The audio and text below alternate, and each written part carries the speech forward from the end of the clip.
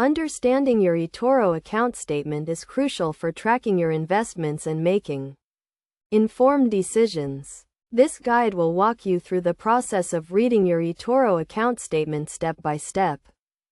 First, log into your Etoro account and navigate to the Portfolio section.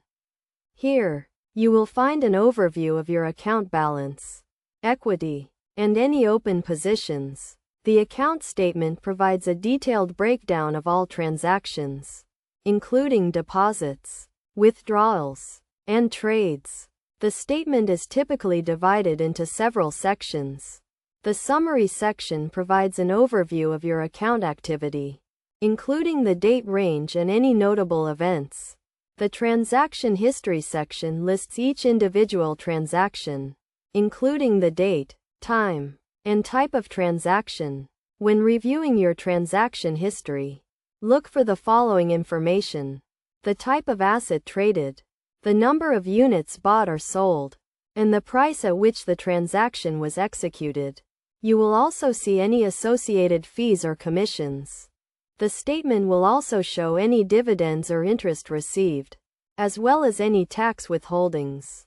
It is essential to review these sections carefully to ensure accuracy and understand the impact on your overall portfolio. To get the most out of your Etoro account statement, it is recommended to review it regularly, ideally on a monthly or quarterly basis. This will help you stay on top of your investments and make adjustments as needed.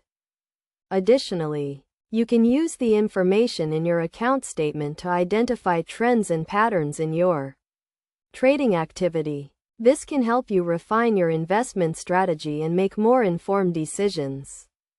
In conclusion, reading your Etoro account statement is a straightforward process that requires attention to detail and a basic understanding of financial concepts.